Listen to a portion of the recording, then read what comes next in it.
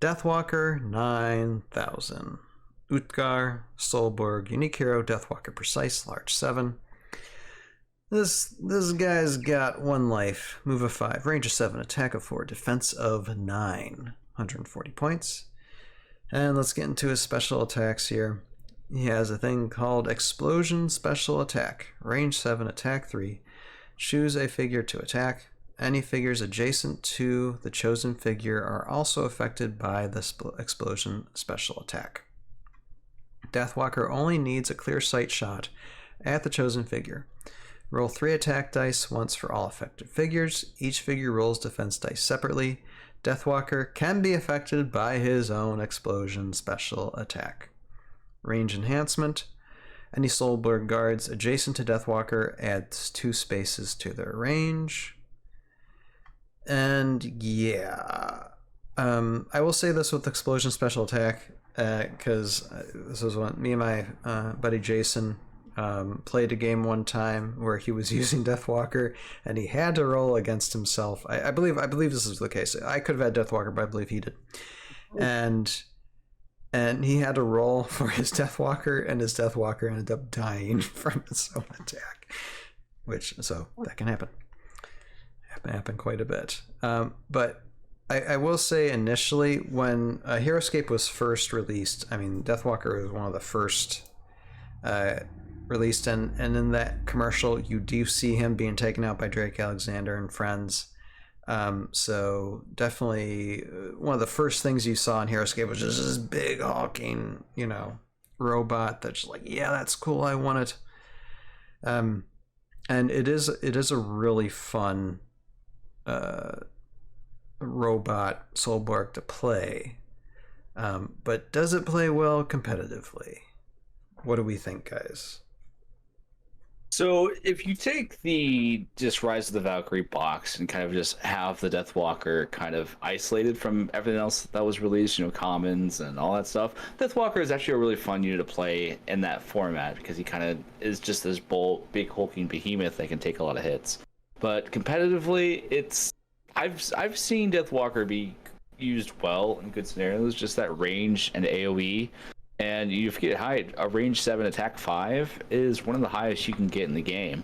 Mm-hmm. So it has its uses, but it's just that 1 life is its crippling weakness, Doesn't matter how many defense dice you have. It really doesn't matter. It almost becomes like you don't need Raylan or height because it doesn't matter after 9 essentially. That's true. Yeah. I remember using him, we were kind of doing like a sort of story mode, me and my friend Alex, and so he was the good guys, I was the bad guys, and so we started with just Rise of the Valkyrie stuff, and then we would move on to the next wave and add different things if they didn't get defeated in the prior battles, and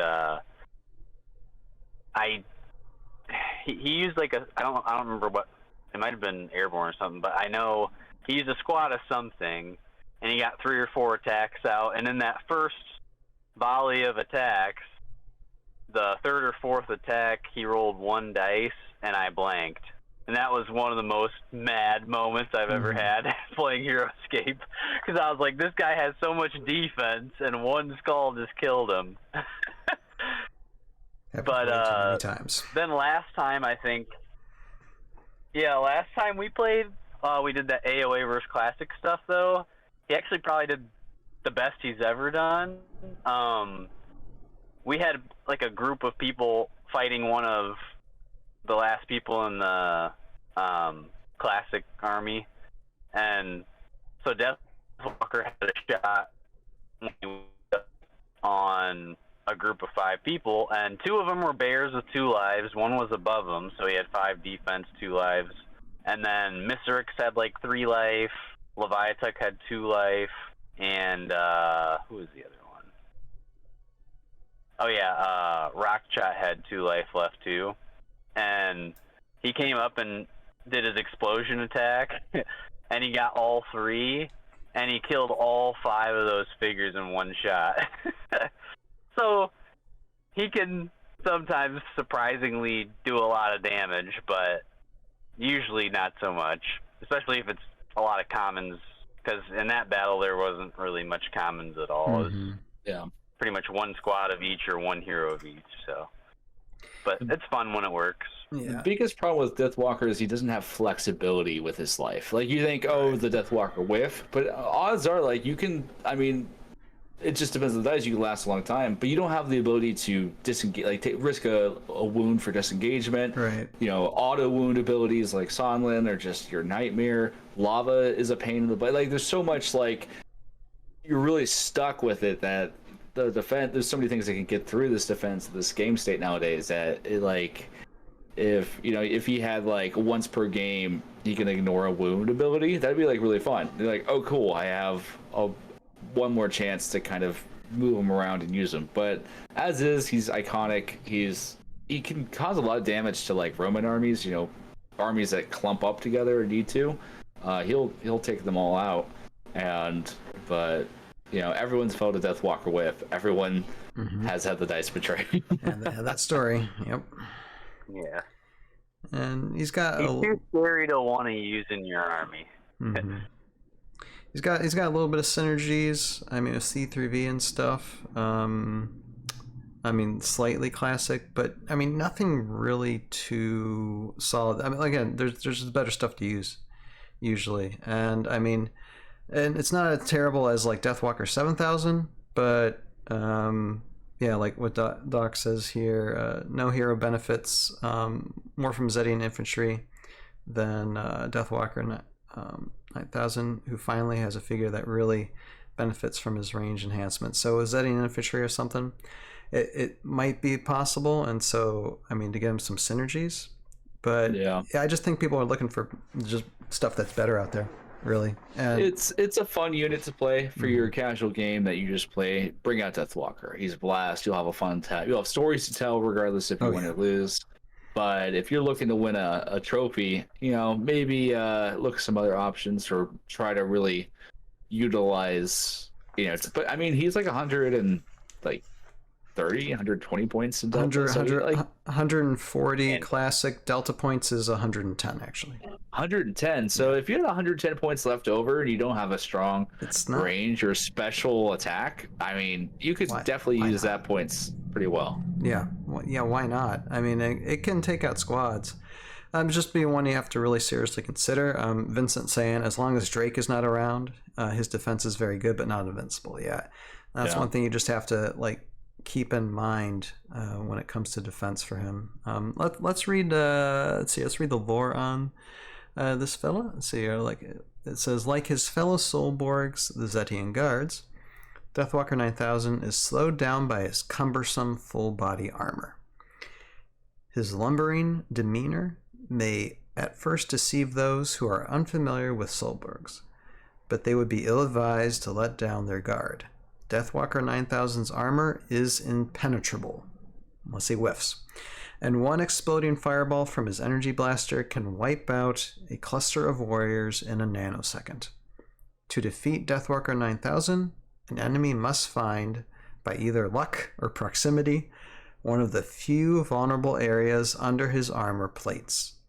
Knowing this, Deathwalker often travels with Zedian guards, programming them for longer attack range as a reward for their loyalty and protection. So that range enhancement, which, I mean, you have to be adjacent. So I don't think it's one that people take advantage of or really want to take advantage of.